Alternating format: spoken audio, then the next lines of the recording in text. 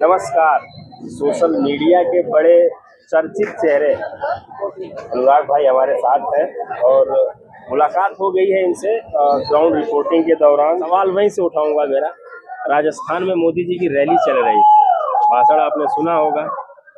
मोदी जी ने मनमोहन सिंह को सीधे टारगेट करते हुए ये बोला कि जो भी व्यवस्थाएं या जो भी सुविधाएं हैं वो एक विशेष समुदाय के लिए है या उनके लिए है जिनके ज्यादा बच्चे हैं।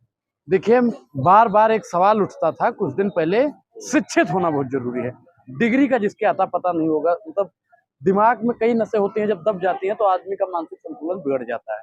प्रधानमंत्री नरेंद्र मोदी जी उस पर गौर दें कि उन्होंने बोला क्या था। उन्होंने सबका अनुसूचित जाति जनजाति सबका नाम लिया था, उन्होंने किसी एक विशेष का नाम नहीं लिया। और भी मोदी जी ने एक चीज और कहा कि देश की संपत्ति को घुसपैठिया, मतलब ज्यादा बच्चे पैदा करते हैं घुसपैठिया, मतलब फलाना ढिमकाना वगैरह वगैरह। हम उन तमाम शब्दों का नाम दोबारा नहीं लेना चाहते हैं।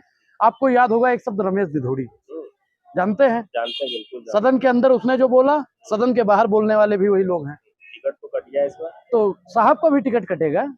उनको सदन से बाहर निकाल दिया और जनता इस बार इनको देश से बाहर निकाल देगी।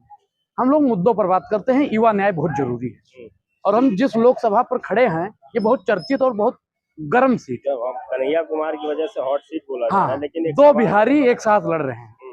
दो बिहारी तो सरकार हमारी, एक बिहारी जो 10 साल से यहाँ पे सांसद है वो कह रहे हैं कि कन्हैया कुमार टुकड़े टुकड़े गैंग के सरगने हैं, 40 दिन के नेता हैं। देखिए, आप वो वाली हमको वीडियो दिखा दीजिए टुकड़े टुकड़े गैंग वाली, और जैसा कि पापा की पुलिस उसको ले जाए कोर्ट में पेश करे, उनको सजा दिलवाए भाई। अरे कोर्ट कचहरी है ना भाई, अगर उसने कुछ गलत किया है, वीडियो है, तो ले जाइए उसको पेश करिए। लेकिन कांग्रेस या कांग्रेस के नहीं, देखिए हम लोग देखिए गारंटी पर और न्याय पर बात होगी। अब कांग्रेस और बीजेपी मत करिए, हमारे पास न्याय है, आपके पास गारंटी है। इसी आप न्याय पत्र को देखिए, युवा न्याय, युवा न्याय, अरे वो तो मैं क्या कह रहा हूँ, बीजेपी वालों को हमेशा पढ़ा लिखा होना चाहिए। बीजेपी वाला भी उसमें ढूंढ रहा था कि मुस्लिम लीग की झलक आती है, फलाना आता है, ढिमकाना आता है। मैं बार बार कहता हूँ कि जिस दिन इस देश का युवा शिक्षित हो जाएगा उसे पढ़ने का सही अर्थ पता चल जाएगा, क्योंकि ये सरकार नहीं चाहती है कि देश का युवा पढ़े। 18% की जीएसटी लगा देने वाली यही सरकार है, तो ये नहीं चाहेगी कि युवा पढ़े, क्योंकि जब साहब ही नहीं पढ़े हैं तो चेला चपाटा को भी नहीं पढ़ने देंगे। पढ़ाई से जेएनयू में सीटें काट दी गई, स्कॉलरशिप कम कर दी गई, पीएचडी करने के लिए कुछ सीटें कम कर दी गई, जिसपे आंदोलन भी हुआ। डीयू में और इलाहाबाद यूनिवर्सिटी में जो फीस है वो हाइक कर दी गई, बढ़ा दी गई। इन सब बातों का क्या कन्हैया कुमार या कांग्रेस पार्टी देखिए, बोल रही है? कांग्रेस पार्टी हमेशा युवाओं के साथ में रही है, और कन्हैया कुमार जी की बात करें तो शिक्षा पर बहुत जोर देते हैं और रोजगार पर। युवा को न्याय मिलना चाहिए। जो कांग्रेस पार्टी का मैनिफेस्टो आया है, युवा न्याय पे है, नारी न्याय पे है, किसान न्याय पे है, श्रमिक न्याय पर है, हिस्सेदारी न्याय पर है। अब बताइए कि युवा को न्याय मिलना चाहिए कि नहीं मिलना चाहिए? युवा डिग्री लेके दर दर भटक रहा है और सब कुछ प्राइवेट किया जा रहा है। नारी न्याय पर अगर हम बातचीत कर लें, नारी न्याय पर आप देख लीजिए कि सबसे ज्यादा अपराधी किन पार्टियों में बैठे हैं। महिलाओं का बलात्कार करके जाओ, बीजेपी आपको संरक्षण दे देगी। श्रमिक न्याय पर बात किया जाए तो अटल बिहारी वाजपेयी जी भी कहा करते थे कि मजदूर का पसीना सूखने से पहले उसको उसकी दिहाड़ी मिल जानी चाहिए।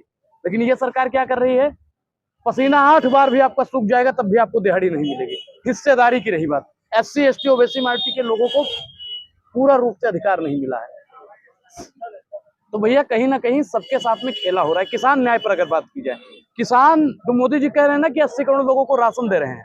भैया अगर किसान नहीं होता तो इस देश में राशन देने वाला कोई अडानी की कंपनी से राशन उगता नहीं है, वो किसान ही उगाता है। किसानों को अब नहीं MSP पे हम पहले किसानों वाली बात पूरी कर लेने दीजिए, आपको पूरा मौका मिलेगा।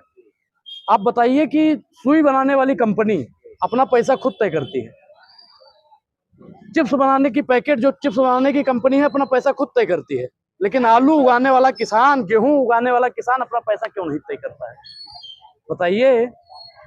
शर्ट बनाने वाला कंपनी अपना पैसा तय करेगा, लेकिन गन्ना उगाने वाला किसान अपना पैसा तय करना चाहिए कि नहीं तय करना चाहिए? अगर इस हिसाब से बोलिए, तेज बोलिए, तेज बोलिए। मांग के लिए किसान दिल्ली में आ रहे थे जहाँ पे वो अपनी बात करने, और किसानों के आगे क्या किया गया? 10-10 इंच की कीलें बिछाई गई। ये बेईमानी है नहीं है? भाइयों बहनों मित्रों, भाइयों बहनों मित्रों, भाइयों बहनों मित्रों, कहा गए थे किसानों की आय को दुगना करेंगे। किसानों की आय को दुगना किया इन्होंने? सिर्फ और सिर्फ किसानों को छलने का काम किया। इन्होंने कहा भाइयों बहनों मित्रों, युवाओं को हर साल 2 करोड़ रोजगार देंगे। युवाओं को रोजगार दिया? युवाओं के साथ में छल करने का काम किया। इन्होंने कहा भाइयों बहनों मित्रों महिलाओं को सशक्त बनाएंगे, महिलाओं को सशक्त बनाया। इन्होंने कहा कि सबको भागीदारी मिलेगी, उनका आरक्षण देंगे महिलाओं को। और अच्छा एक चीज बताइए, आरक्षण का विरोध सबसे पहले किसने किया था? आरक्षण का विरोध किसने किया था? सुनिए, कांग्रेस पार्टी ही आरक्षण को बार बार महिला की भागीदारी की बात कर रही थी। उस समय बीजेपी की सरकार, बीजेपी के लोग विरोध कर रहे थे कि महिला बिल नहीं पास होना चाहिए। हम लोग तो इन्होंने पास किया, हम उसका भी स्वागत किए।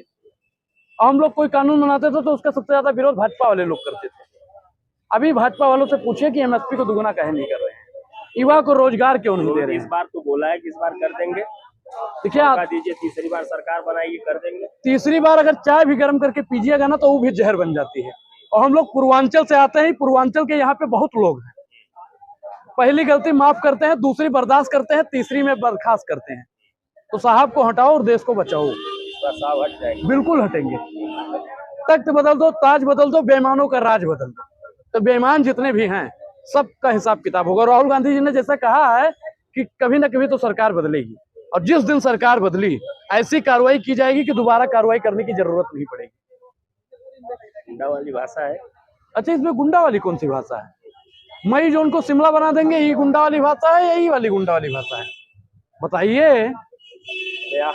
आप जो बोले हैं इससे थोड़ा सा ये झलक आ नहीं नहीं, हिसाब किताब होगा। अगर आपने जितना चापलूसी किया है साहब का, उसका हिसाब किताब होना चाहिए कि नहीं होना चाहिए? 6000 करोड़ से ज्यादा चंदा ले लिया है सरकार ने, उसका हिसाब किताब होना चाहिए कि नहीं होना चाहिए? बताइए। 250 करोड़ से ज्यादा, 250 करोड़ से ज्यादा का चंदा किससे लिया? बीफ काटने वाली कंपनी से। अब बताइए उसका हिसाब किताब होना चाहिए कि नहीं होना चाहिए?